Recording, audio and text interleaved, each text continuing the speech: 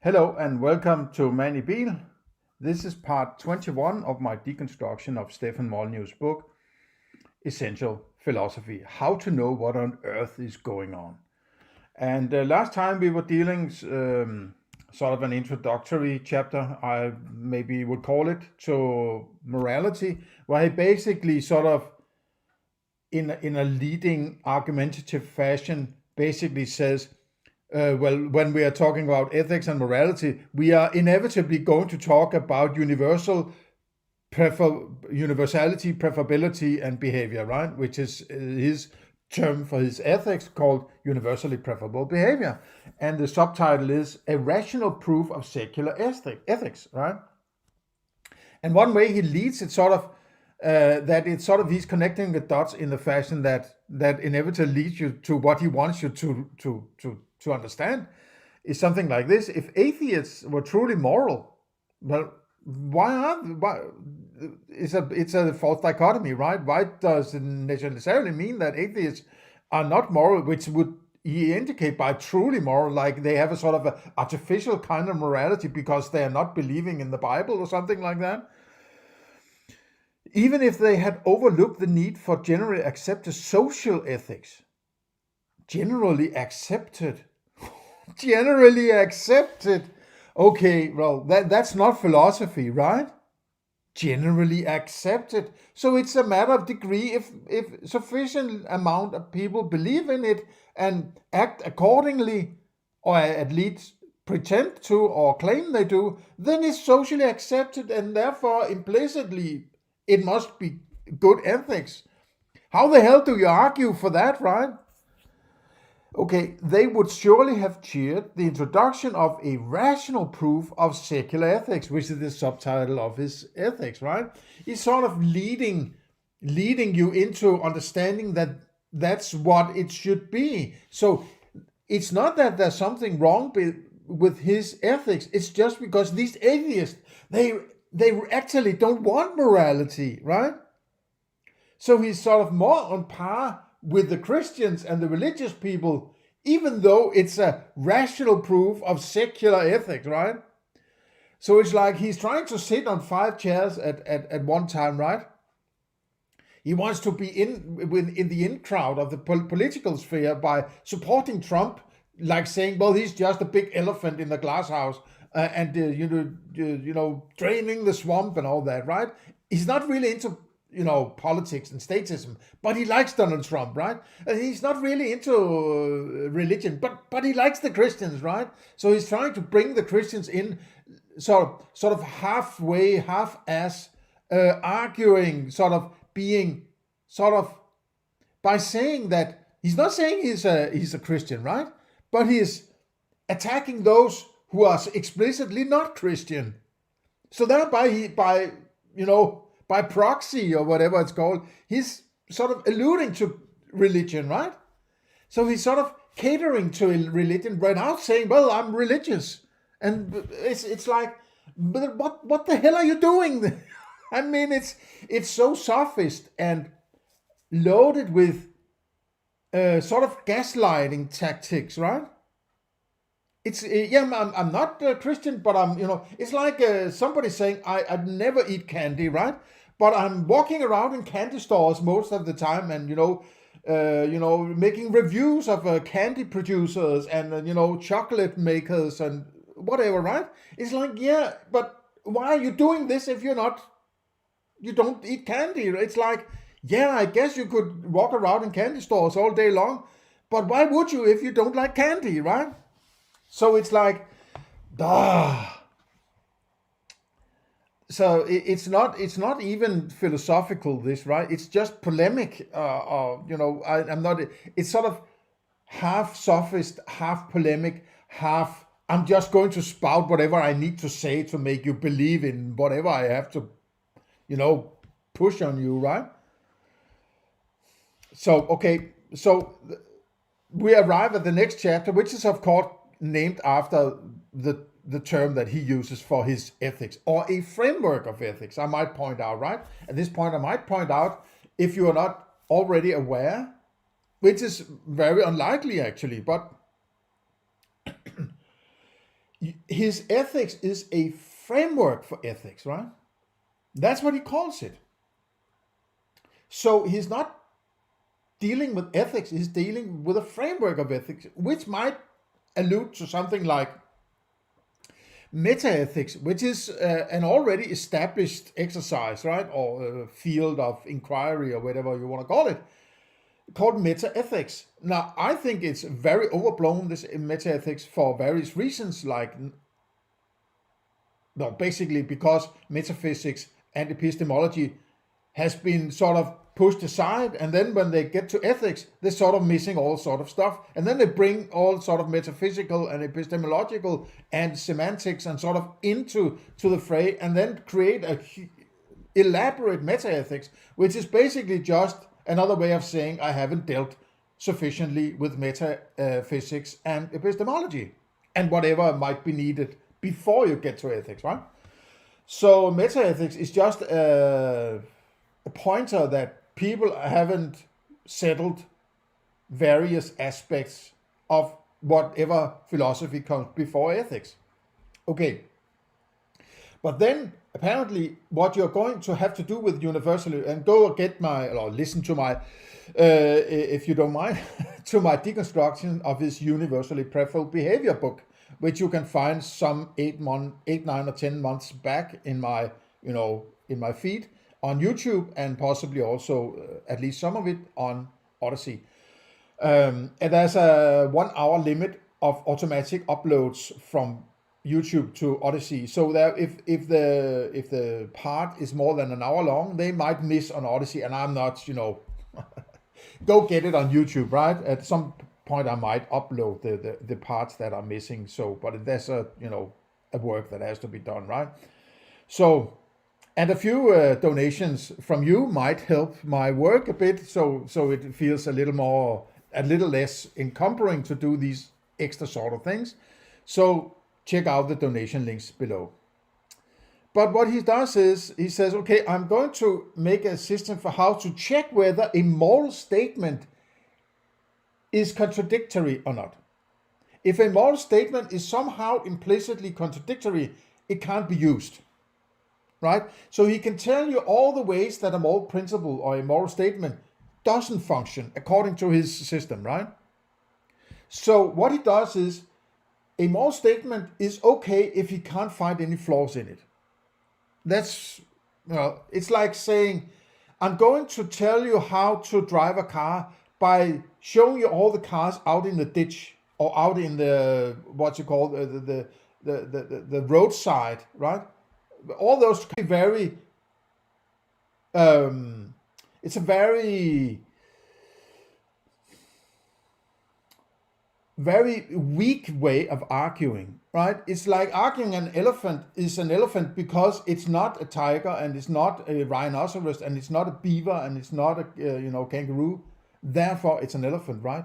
It's by saying, well, if I point to all those that are bad, it must be good, right? But it's like, no, you have to prove what you prove by stating what it is, and not proving it by telling you what it isn't, right? So it's a weak way of arguing, and you shouldn't trust it, because maybe if there's something wrong with the way that it's put together, this way of checking whether it's wrong, something that is wrong might check out as being right. And you can bet your fucking ass that somebody's going to figure out some way to get through it, with pass it by, right? And also a moral system that rejects subjectivity and tips it hat only in the direction of some kind of ultimate, never changing objectivity that he as a philosopher, an individual, or a subject can argue for, is also going to fall, right? Because it all starts from subjectivity. It's just, if you haven't gotten to that conclusion yet, you haven't done sufficient metaphysics. You have gone wrong somewhere, and you're just taking something for granted that you are not at least claiming to be some kind of axiom that you're working from, right? That people should check out whether or not they agree upon before heading further into your philosophy. Okay, with that out of the way, we are going into the chapter called Universally Preferable Behavior, which is basically another word for a framework of ethics. Okay, if I were a nutritionist, I would tell you all about the science, biology, and chemistry of food and digestion, with the express goal at the end of convincing you to change your dietary habit in order to improve your well-being. If I were a carpenter, right? Or if I were a personal trainer, I would tell you all about the science and biology of and chemistry of stretching and exercise, with the express goal at the end of convincing you to change your exercise habits. My goal in this book is to give you the background knowledge and expertise to understand the value and purpose of philosophy, which is to get you to change your moral habits. The purpose of medical research is to provide knowledge. It's like, what are you doing, right? Are you finding the lowest common denominator of your potential readers, that you have to bring in sort of 5 or 6 examples of sort of everyday situations where you have a claim that if I were this kind of person, I would have this kind of incentive and sort of, right? It's very, very badly argued, right? When do we get to the sort of the meat of the matter, right? Will it be hidden somewhere and sort of sneaked in through the back door, something like that? That's the notion I get from this kind of text. The entire purpose of a smoking cessation program is to have you not pick up a cigarette, light it, and suck on it. Going over the medical, biological, genetic background as to the dangers of smoking is all very important, but it is important only insofar as it helps reinforce your willpower to refrain from smoking that cigarette. Everything in philosophy comes down to you changing your moral habits. Why? Why? What's a moral habit? You haven't described what a moral habit is. I don't know what a moral habit is, right? A habit, what is that? Is that a behavior? Habitual? So now you have 2 words for basically the same behaviors and habits, right? How do they connect, or are they completely disconnected in your, what about actions, right? A moral habit, what is that? If I'm mowing the grass, how would I know if it's a moral habit or not, or if it even is a moral habit of any kind, right? And these kinds of implicit things that it takes for granted, there might come an explanation later, but that's fucking annoying that you get something and then later the explanation, right? If it was the case. And changing your moral habits requires a deep understanding of the value of good moral habits. But who knows if it has a value, right? You're not going to tell me what I value and what I don't value. Don't give me your fucking values. I don't care about your values, right? You should understand that it's valuable. But if it's not valuable to me, why would that be a good argument for any kind of morality? No, and then the next step inevitably will be from this kind of ethics is, well, you bloody hell has to do what I tell you, right? And you're going to, threaten people or force them into submission and something like that. There's no way around it. If you don't leave people with their subjective understanding, you will inevitably have to force them to do something, right? There's no way around it, right? You can't be saying it's objective morality, but you have to judge for yourself. It doesn't work that way, right? It can't work because they are opposite in any decent understanding of the terms, right? So what you're saying is, well, I have to tell you that it's valuable. That's basically what you're saying without saying it directly, right? Deep understanding of the value of good moral habits, right? What's the bad moral habits? What's the difference between good and bad now, right? And the disasters of bad moral habits, right? It's like, oh, he's just throwing words at you, right? He's just throwing words at you to get you in some kind of emotional state and some kind of mood that there's no philosophy here, none whatsoever. Basically, these last 98 pages there basically hasn't been any decent philosophy. Nothing. I haven't been basically very little agreement of what he's saying, and that which I've been agreeing on hasn't been real philosophy, right? He's not pouring his thinking into the paper. He's sort of, I have reached these conclusions and I have to argue for these conclusions to convince you that I'm right. This is never going to work, right? There's sort of a psychological principle when people feel manipulated and sort of screwed with to convince you that it's better this way or something like that, then you're sort of solidifying the stance, whatever it might be, that is different even more, right? I don't remember is it, what kind of, it's called something, I think, it's not Dunning-Kruger, but it's something, another term like that, right?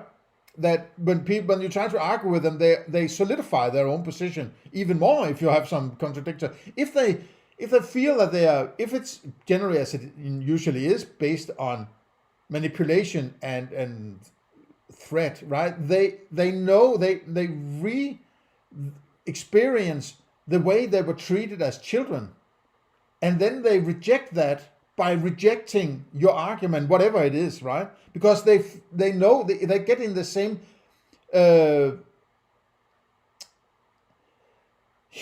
feel the same kind of humiliation of being told what to do by somebody else arguing with them for something different, right? So they kill the messenger rather than arguing, in a sense, right? So that's the kind of problem in the modern world, that people haven't learned how to argue and how to taking other views and try to mold them into a philosophy, sort of something like that, right? Comparing to their own philosophy. They have but just been told, go over there, do this, do that, don't do this, and I'll kick you on, beat you on, and obey your masters, and that's not going to make a good person out of you, right? Okay. Everything in philosophy comes down to you changing your moral habits. It comes down to you, not me. No. I'm above that, right? I am one of those who are telling you what to change, right? No, philosophy comes down to you as a person writing, philosopher, right? You should have written, everything in philosophy comes down to me changing my moral habits, right? Then I would listen to you. If you said everything in philosophy comes down to me changing my moral habits, right? This way, it's not going to work. Everything in philosophy is your personal thinking, you as an author, telling your reader, you must change your moral habits. Sort of implicitly saying, well, I'm as a writer or the author or the philosopher is already working perfectly, right? It's just you, little peon. You have to understand this very high-flying philosophy and understand you must change, right? If you're not changing, you're not acting morally, is basically what it's saying, right? What if I'm already doing whatever conclusion you're ending up with? Then I won't have to change any habits, right? Because I'm already doing the right thing. So you're implicitly saying that it's sort of a half-ass Christian approach, that is, you're born with, original sin, right? You have to change, as God says, the God philosopher, right? It's so fucking ugly, right? It's I don't like it. Not a bit, right? Not even the slightest. The value of good moral habits. But who decides the value of things? That is the subject. Whoever that valuing subject is, like this person, that person, or the other person. That person has a judgment of value of whatever's going on in the world. There has to be a subject doing the value. There's no objective person over there you can go and ask whether or not this is valuable or not. Well, there are people who would like to be that kind of person, and it sounds like Stefan Molyneux wants to be one of those, right? Who thinks that they can tell people what is valuable and what isn't valuable. It's purely up to the subject to understand whether. That's why you have something called a free market. You go to that store where you find the most value, right? And less to a store that gives you less value. But that might not be the same store as the next guy or girl, right? So somebody will go into, Starbucks. Some would go to an Italian cafe. Some would go and eat some sushi or whatever, right? It depends on the subjective understanding of value, and that's general.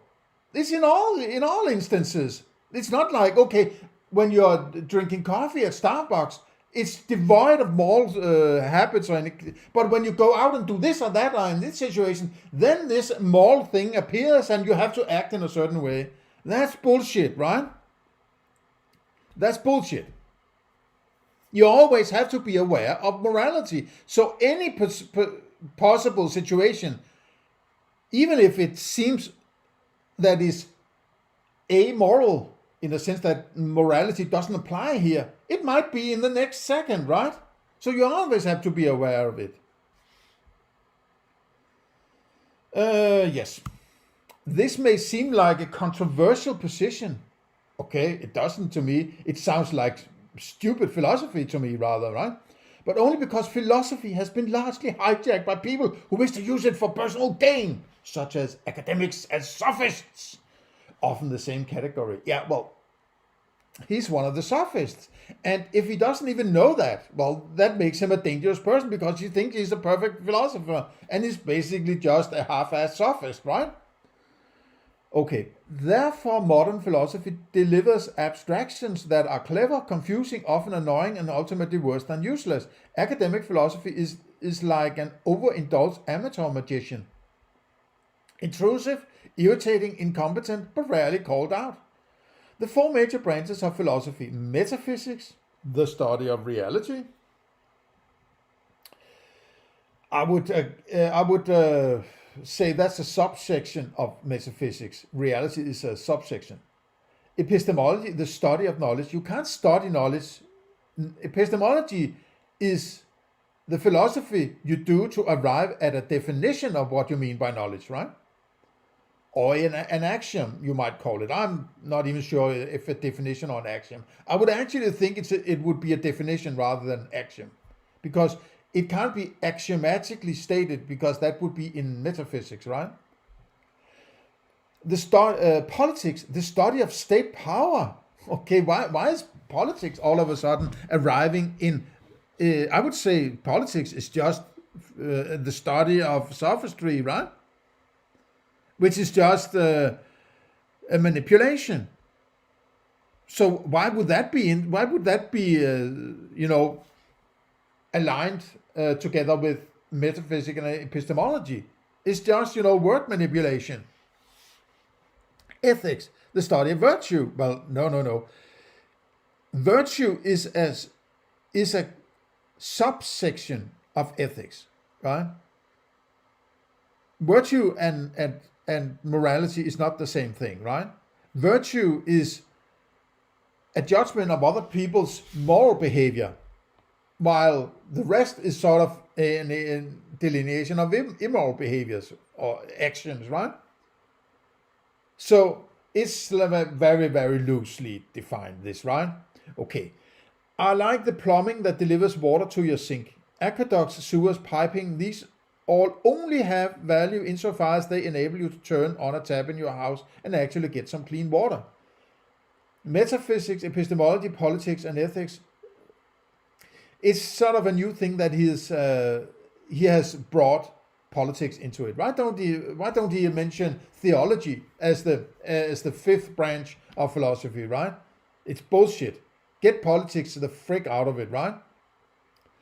It's another way of saying he has become a professional sophist. These have value insofar as they enable you to make and enforce better moral decisions in the world. It's not better moral. It's not a matter of degree. A decision is either, if you want to call it decision, right? Applying a moral principle is either moral or immoral. Whatever follows from that, right? You might try to apply the principle, but that doesn't mean you necessarily will end up in a situation that is moral, right? It might be immoral even if you tried your best to apply the principle. So it's not like, okay, do something differently next time, right? No, it's applying the principle or trying to follow it, right? And it might end up being immoral after all. How the hell would you know, right? You can't before it ends up being in a different situation than that which you considered being moral.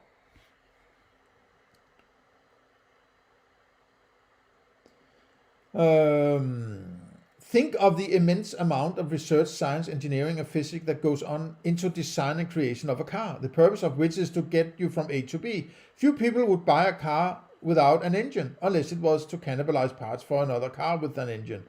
Because a car is not a piece of art, a paperweight, or a hat, but a piece of machinery designed to provide mobility. If you give a paralyzed man a wheelchair with only one wheel, your gift is cruelty, not charity.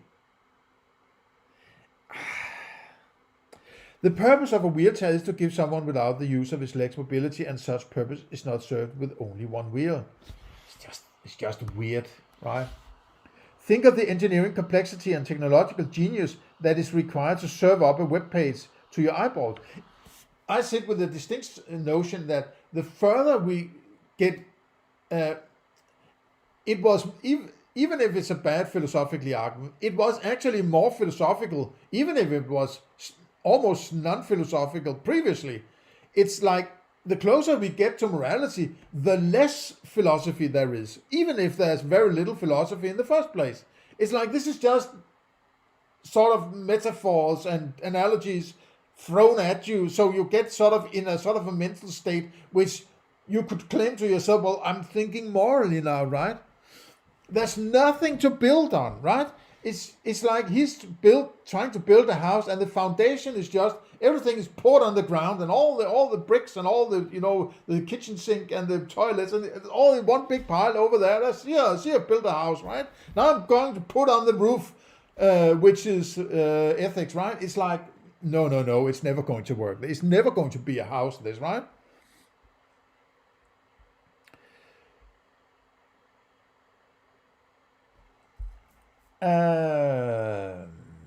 Think of the engineering complexity and technological genius that it requires to serve up a web page to your eyeballs. The whole point is to facilitate your viewing. Without that viewing, everything else is worse than useless. If your monitor won't turn on, the entire infrastructure becomes useless. The purpose of philosophy, the entire substructure and detailed background arguments, is to give you the information and resolution. No. He's sitting there perched on his chair, right? And telling, well, this is what you need to do to act morally. Why don't he fucking grab his own tits and say, I have done this philosophy, and this is what I think, and this is what I'm going to do, and I'm going to follow this principle because I've argued this way, that way, the other way, and so on, right? Based on rigid metaphysics and rigid epistemology. This is the principle based on these 17 axioms and definitions that I'm going to follow this principle. He's just farting in the wind. It may smell a bit like roses, but it's just a fart, right? It's like there's no philosophy here, right? He's just giving you a story. There's no philosophy, nothing you can say, well, okay, that is good thinking, because he's already lost it, basically, because he hasn't done metaphysics correctly, right? Correctly, that's not for me to judge, but according to my understanding, what you need to do, the bare basics of metaphysics and epistemology is not settled, right?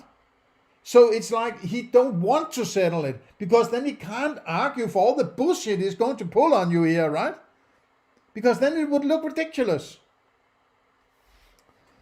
You need to make better moral decisions in the moment. No, he should say, this is the philosophy I've done, so I can make better decisions in the moment, right? Grab your own tits, man, right?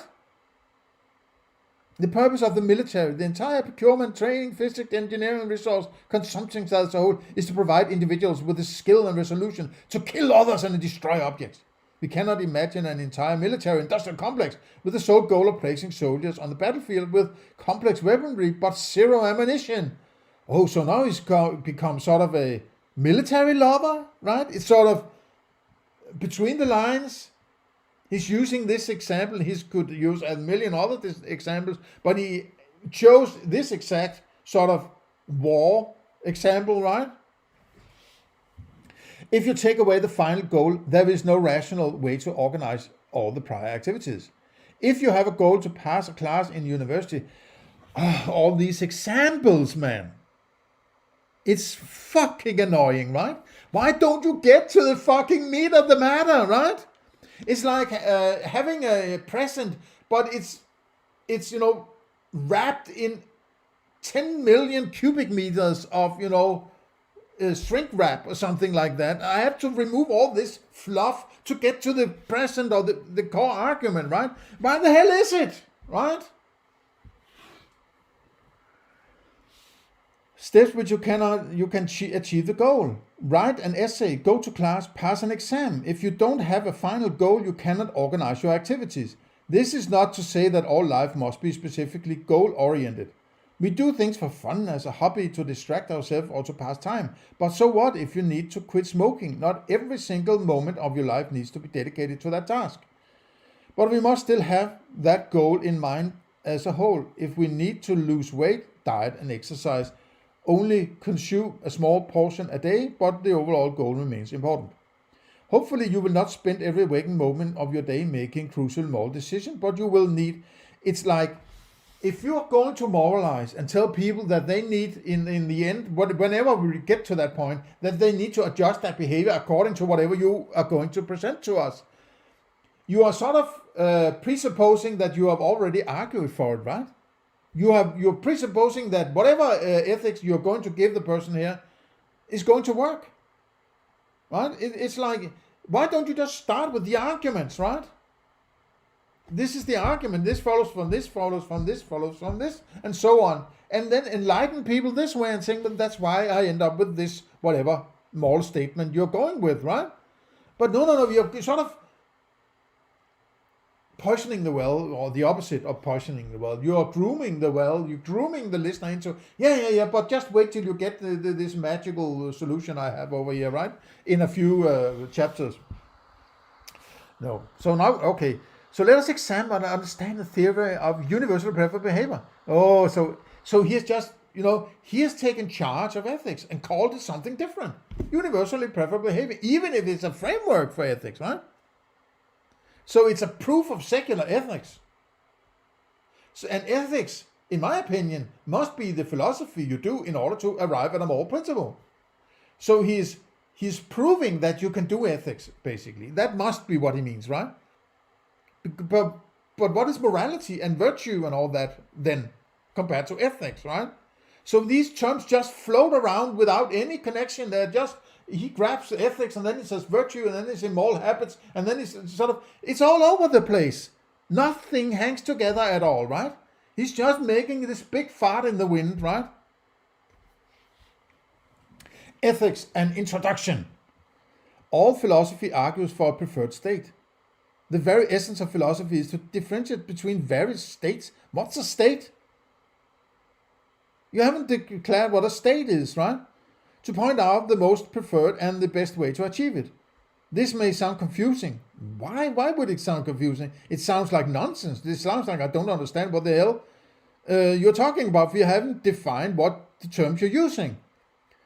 But this is exactly the same process pursued by dietitians, doctors, scientists, engineers, and so on. A dietitian differentiates, I know what a dietitian does. A doctor does this. A scientist does this.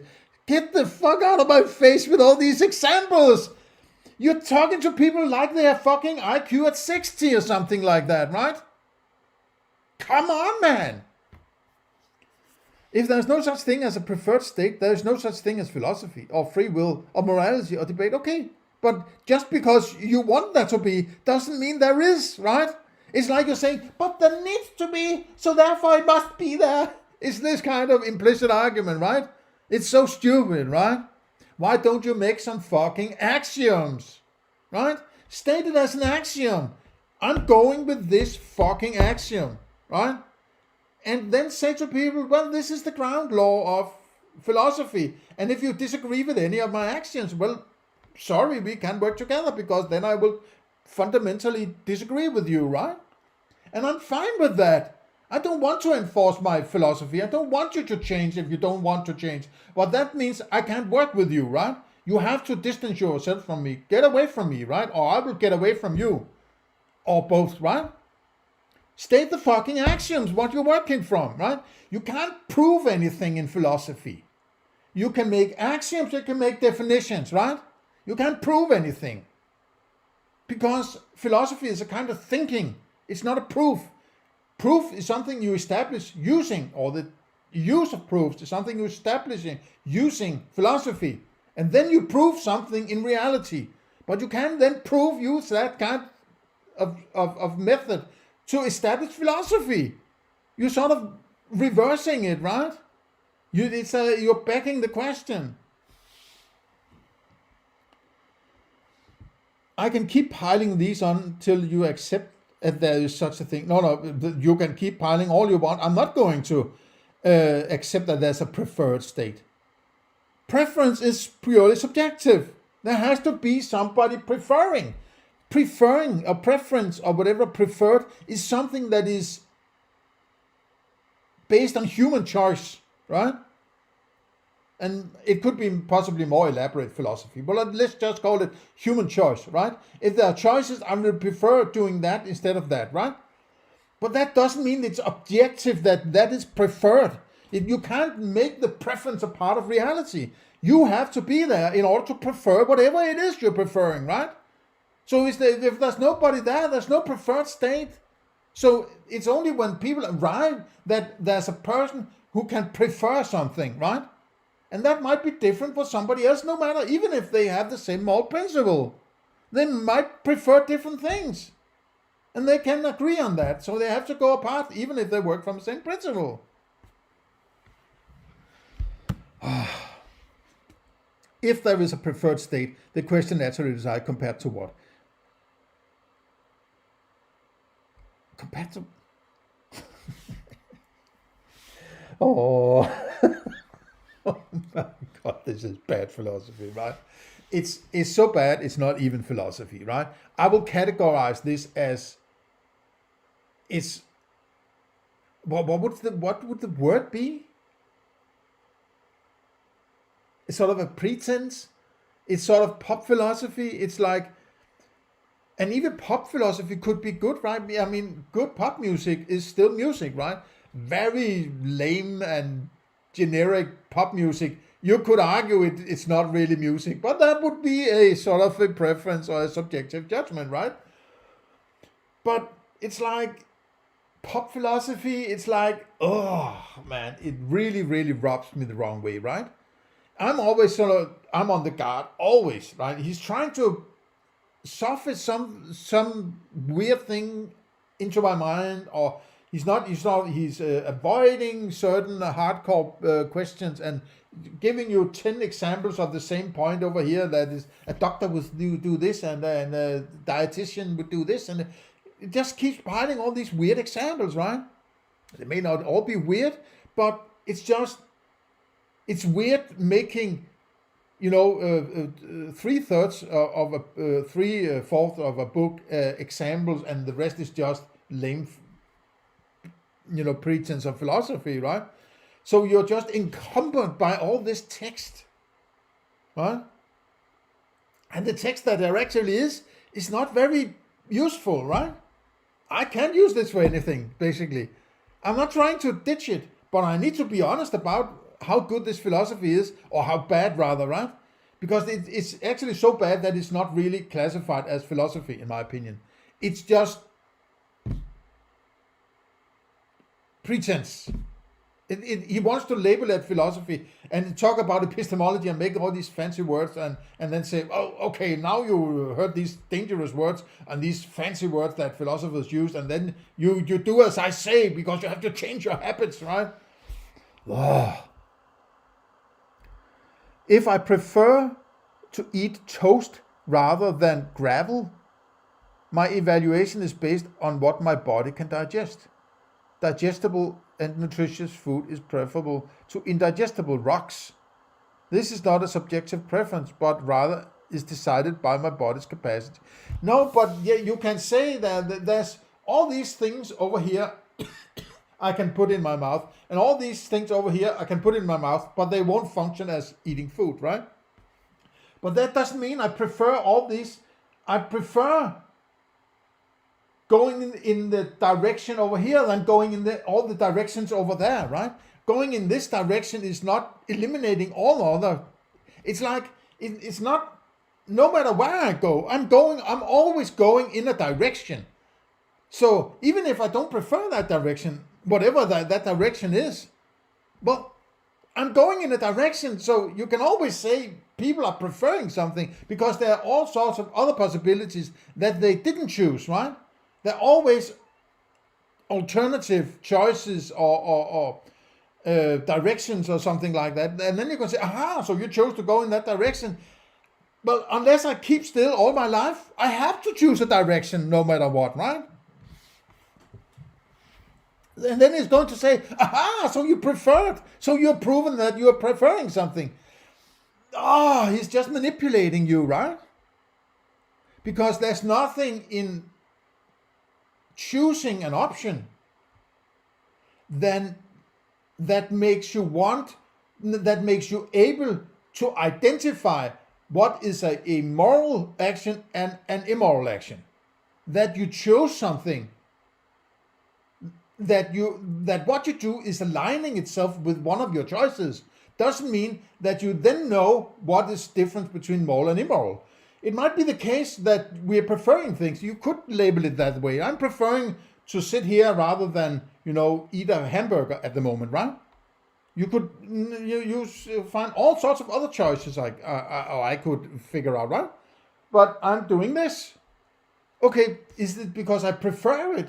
You could say I'm preferring it, but it's not like I have sat down and envisioned all possible solutions to what I could do next, and then say, this is what I prefer, right? I had an intuition, I wanted to do this, and now I'm doing it, right?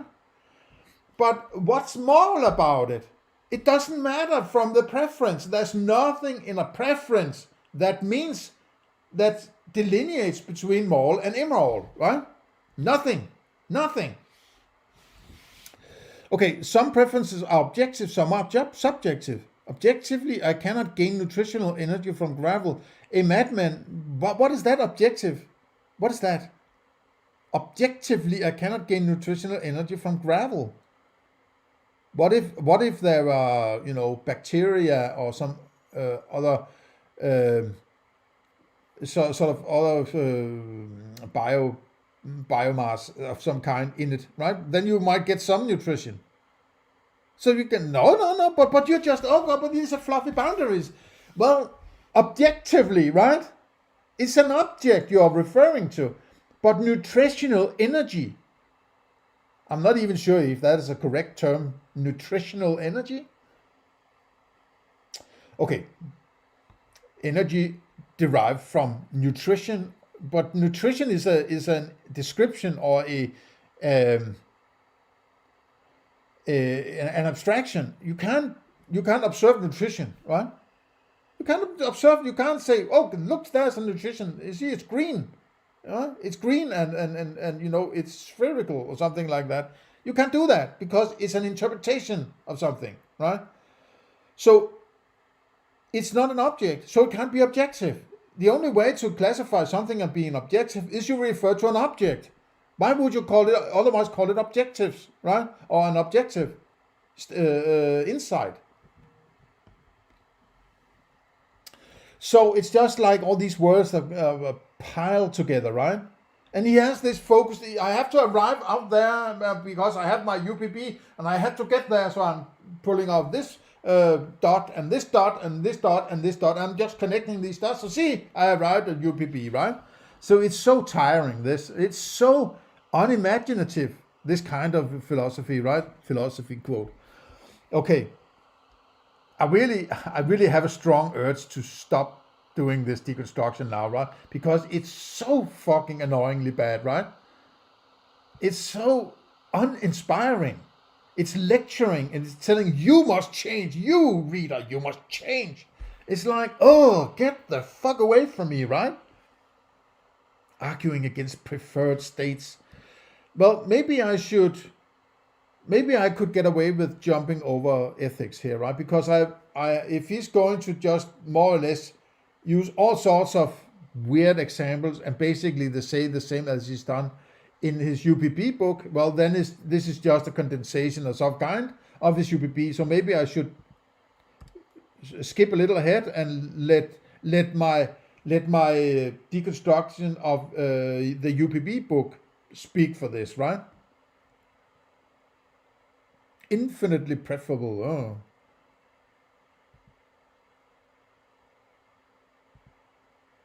Morality and preference. If you want to say something true about the natural universe, you need to use the scientific method.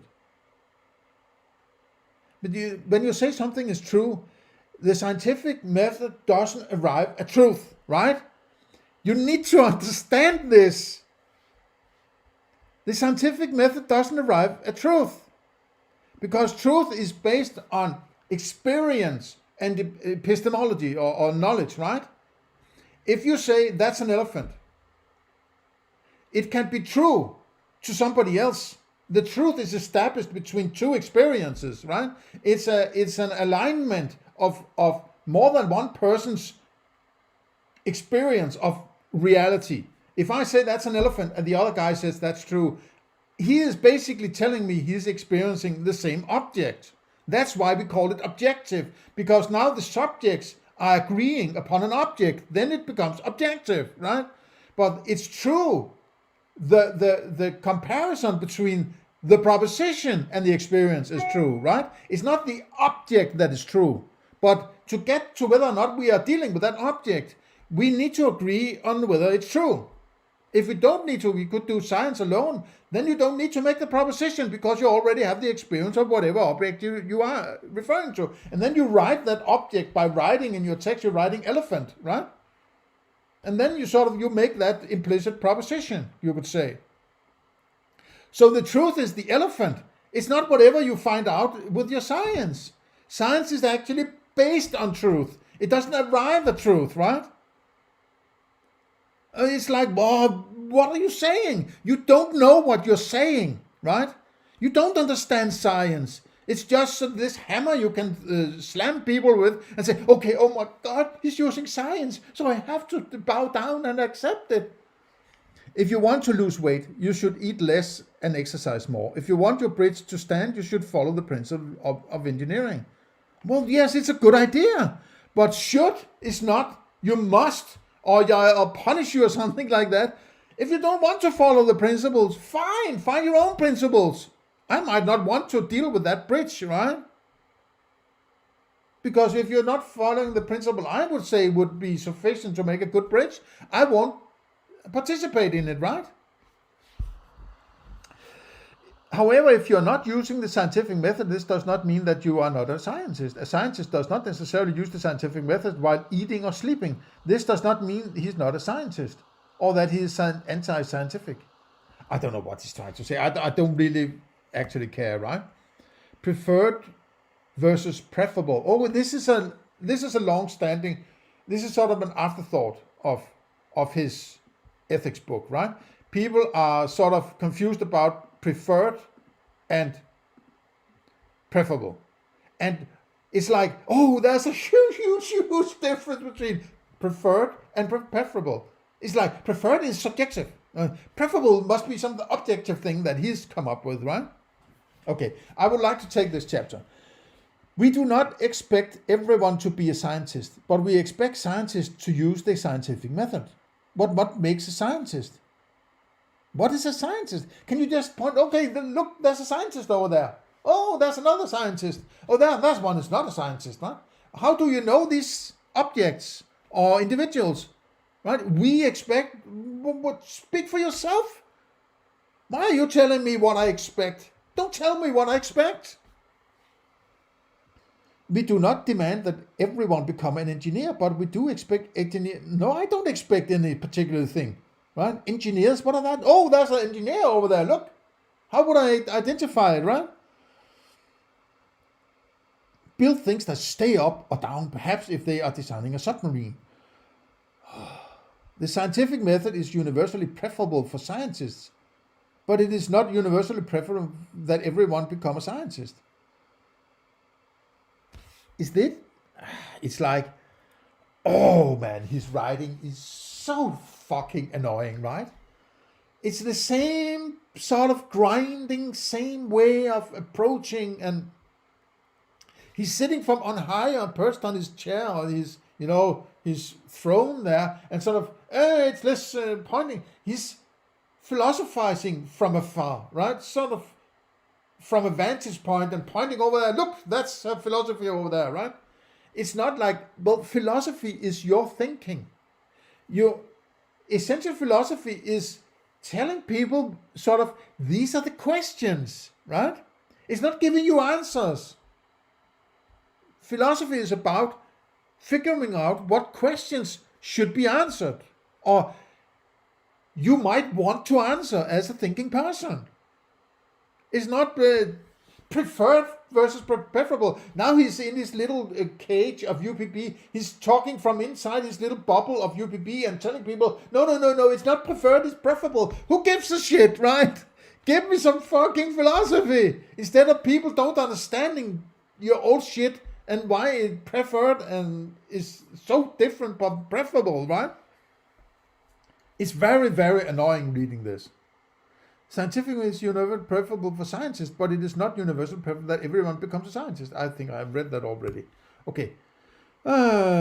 Just because something is preferred does not mean that something is preferred.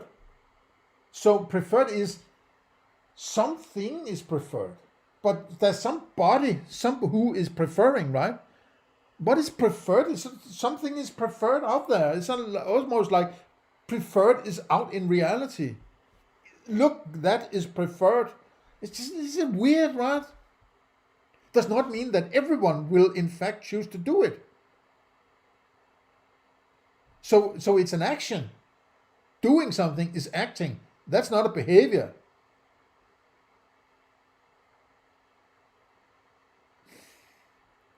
Cutting calories is preferred way of losing weight. This does not mean everyone will cut calories and lose weight. But isn't that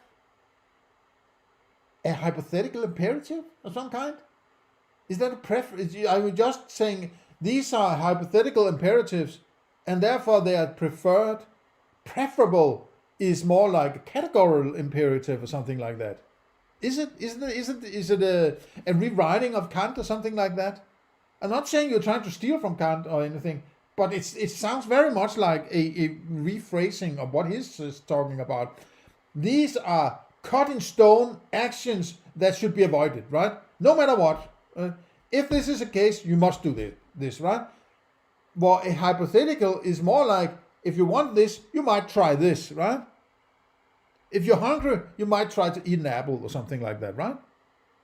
But categorically is, if this is the case, you must fucking eat the apple, right?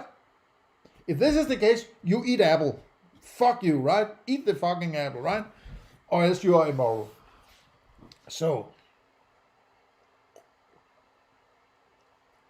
the difference between what should be done and what actually is done is the difference between preferable and preferred. The difference between, I'm not even sure if I understand this. The difference between what should be done and what is actually done is the difference between preferable and preferred.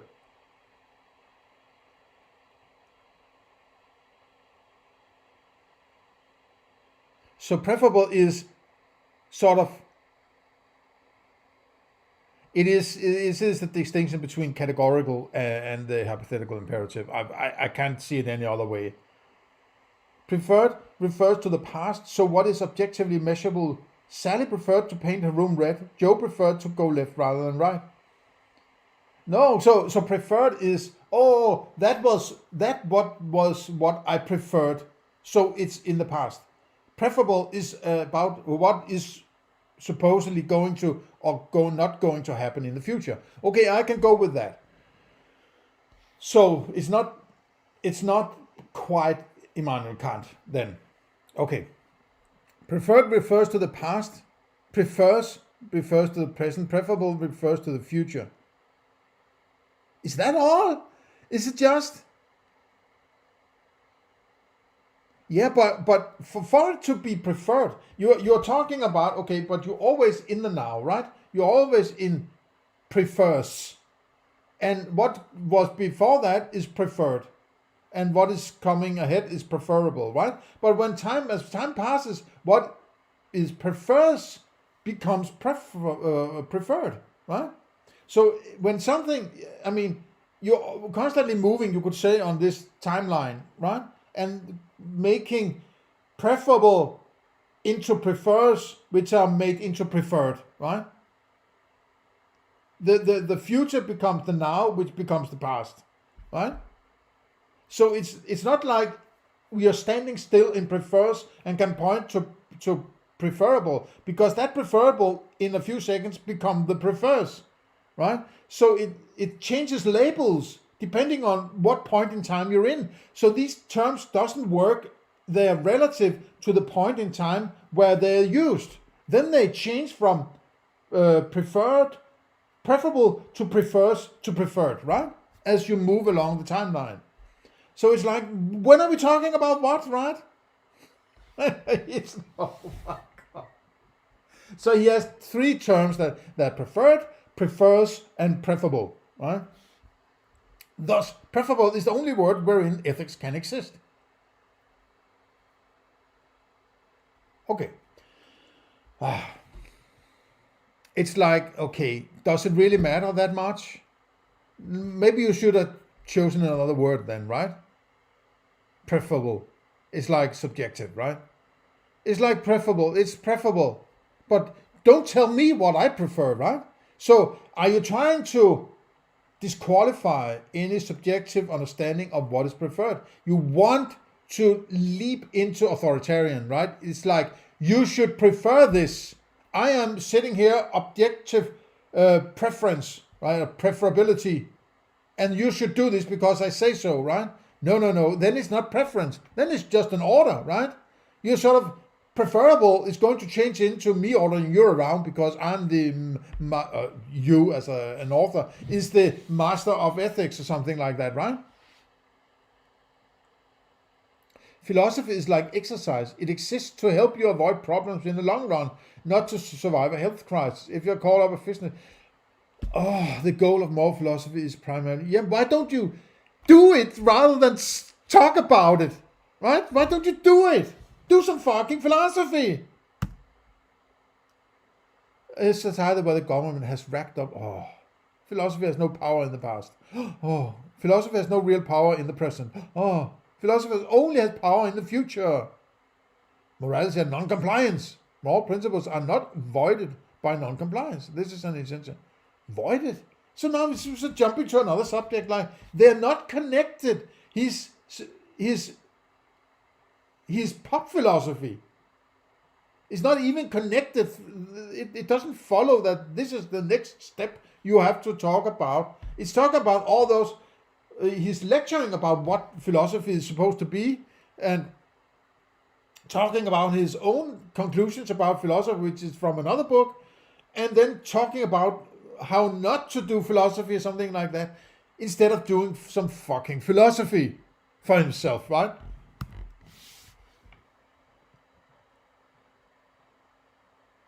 An ethical theory cannot be judged by individual actions. That's all you have, right? Any more than a scientific hearing can be judged by the integrity of the individual scientist. But that's not, no. The action is that which goes on in the world, right? It's not like the action is something that you observe, right? You can observe the sensual data and the objectifications of that sensual data, which is, for instance, an elephant. But actions are descriptions of how things move around. But you don't experience the move around. The move around is your interpretation of that experience, right? You add that interpretation to it, call it action. The only way to deal with that reality is to connect via actions. Actions is that which you do to certain objects, and the objects is the direct line to your experience, right? Through your objectification of your cognitive apparatus. It has to be connected this way. You can't just start to throw words around and think that you have done philosophy. You haven't, and it should be rejected, right? So it always have to be about actions. And it have to be about individuals, right? It have to be about individual actions. That's all there is, right? An ethical theory. Well, who gives a ethical theory? What is that? Is that a theory about ethics, or is it a specific kind of ethics? I'm talking meta-ethics or ethics here, right? What about that framework thing that you're not talking about it being a framework, which you called it in your book? So why are you not referring to it as framework anymore, right? It's just so fucking stupid. It's an insult, right? It's insulting for a person who can think for himself, right?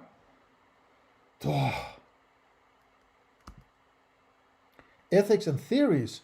The primary dangers to human life and happiness to virtue itself are irrational ethical theories, not individual evildoers.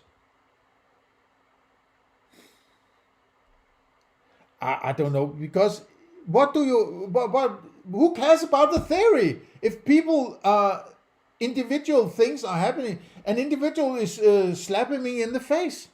That's what I care about. I basically don't care about the ethical theory. If people are slapping me in the face, that's what's going on in my everyday. That's the action. That's the individual action I want to deal with, right? And that's why I use my moral principle to avoid that. Or to get it if that's what I want, right? But this high-flying moral, ever-never-changing moral principle flying somewhere, it doesn't work because it's has nothing to do with your reality. You basically said it doesn't have anything to do with your everyday life. It's about this high-flying moral principle that's cut in stone, standing in some, museum somewhere, right?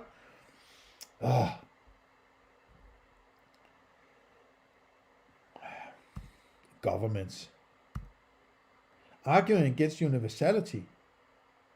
Okay, this is again the UPB thing. Ethics and nihilism. It's like it's all a coma test. It's just all over the place. It's your cherry-picked subjects, and this is my pet subject. I'm going to elaborate on that, and then jumping to my next pet subject, as I stated in the last part of it, morality and theft. No, theft is an action that has. I go through that in my deconstruction of his book, right? Which is, I might remind, is so freaking badly argued. It's almost an insult to anybody, right? It's no wonder that people don't understand what the hell he's talking about, right? Because it's so ugly philosophy that it's like, I don't have words for it, right? Without going into some hyperbolic rant of some kind, right? It's like, check out part 11 of my deconstruction of UPB, which is called The Syllogism from Hell, which is basically his core proof that whatever he's talking about, right? It's not a syllogism, the structure is incorrect, right? And it begs the question, and it's a big pile of nothing, right? Pretending to be philosophy. And this is the fucking core argument of his book. I mean, it's so ridiculous, right? It's ridiculous. This guy has no understanding what he's doing. He doesn't know anything about what philosophy is really about. Philosophy is a subjective kind of thinking. It's my thinking about how I think, right? It's asking the questions I might not have been asking all my life. It's like, what does it mean to know something? Well, if I go around claiming knowing stuff, I might think about how I actually get to understand what I mean by knowing, right? Does that mean that I have to think about how my experiences and the concepts and the objects I observe, whatever? All this is what philosophy is about. All this, think of fishing. A fish deep in the ocean is not available for use. The fisherman does not create the fish, but it's all these weird examples that are so far removed from pure philosophy, right? that he's sort of the pretender going around. Oh, I'm a great philosopher. I can make some philosophical speech here. Oh, I'm going over here. Oh, I'm a great philosopher. I can say epistemology and I can say metaphysics. Oh, look how great I am, right? It has to be universal and rational and true and, empirical, right? And then, oh, what great scientific method. Oh, you have to change. It's like, what the fuck are you talking about? You don't understand even basic philosophy, right? Do some meta-philosophy, man. Think what really the purpose of philosophy. What are we doing when we're doing philosophy, right? You're sitting there perched on your throne, your philosopher king throne, and saying, you have to change. This is what I figure out, UPP, so I must be right because I'm right. It's like, oh, man, right?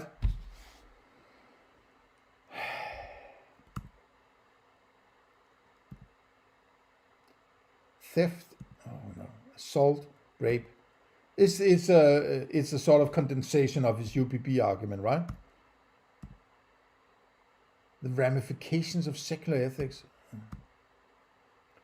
The value of philosophy. Okay, maybe we should head on there. And maybe this would be the next chapter. So we have a good hour we have used on ethics. So let's see if I can do something about that in the next chapter. Otherwise, have a nice day. See you next time.